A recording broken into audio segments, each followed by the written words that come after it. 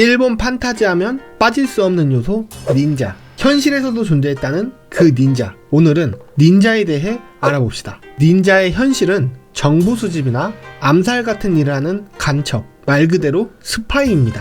공작 요원이죠. 당연히 이런 암살자, 정보 요원은 일본뿐만 아니라 한국에서도 서양에서도 존재하죠. 하지만 닌자는 일반적인 첩보 요원과는 다른 결이 있는데요. 영주 소속의 닌자들도 있었지만 보통 유파의 소속으로 용병과 비슷한 느낌으로 돈을 받고 움직이는 공작 집단이었습니다. 실제 닌자들도 나루토처럼 계급이 있었는데요. 하급 닌자인 게닌, 중급 닌자인 추닌, 상급 닌자인 조닌으로 이루어져 있습니다. 게닌은 최하위 계층의 닌자로 대부분의 닌자들이 게닌이었습니다. 추닌은 중간 관리자 역할로 주로 작전을 지휘하는데요. 나루토 같은 닌자 만화를 보면 중급 닌자, 상급 닌자가 되기가 크게 어렵게 보이지 않지만 현실은 달랐습니다. 추닌이면 현재 군대로 봤을 때 중령 이상급이라고 말하는데요. 중령 이상 계급이 전체를 봤을 때 얼마나 소수인지를 생각하면 중급 닌자인 추닌 역시 도달하기 어려운 등급이라고 볼 수 있습니다. 상급 닌자 조닌. 나루토의 상급 닌자와는 달리 실제 상급 닌자인 조닌은 각 문파의 수장급만 이 계급이라고 합니다. 나루토에서의 호카게를 생각하시면 됩니다. 중세 일본은 계속되는 내부 전쟁으로 상대 진영과 싸울 때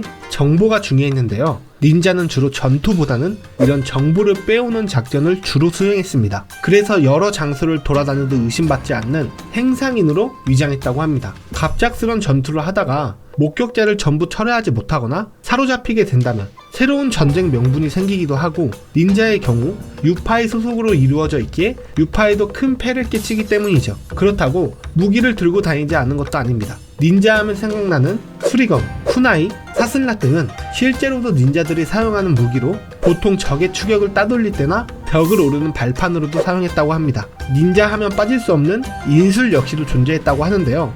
실제로 불을 뿜거나 물이 없는 곳에서 그만한 수둔을 사용한다든지 그런 마법 같은 것이 아니라 첩보 기술을 의미합니다. 은폐를 유지하는 방법, 특수도구 활용법, 맨손격투, 위장술 같은 첩보 기술들인데요. 그럼 나루토에서 인술을 맺기 전에 하는 손동작들은 전부 상상일까요? 그렇지 않습니다. 실제로 닌자들은 이런 손동작을 했다고 합니다. 이러한 행동을 일본에서는 구자진언이라고 하는데요. 앞귀를 쫓는 일종의 주문이라고 합니다. 닌자들도 수행을 할 때나 작전에 들어가기 전에 정신 통일을 위해 이 주문을 즐겨 사용했다고 하네요. 근대에 들어 일본이 평화로워지면서 닌자는 서서히 사라져갔는데요. 1958년 야마타 후타로의 소설 코우가 인법 적가 시바 로타로의 올빼미의 성, 여기서 우리가 알고 있는 닌자가 탄생하게 됩니다.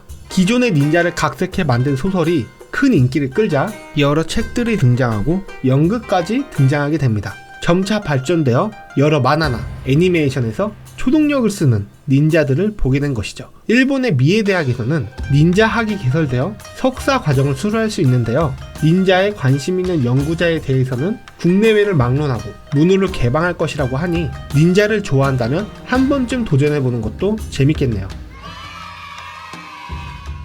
오늘 닌자에 대한 영상은 여기까지입니다. 재밌었다면 구독 한번 눌러주세요.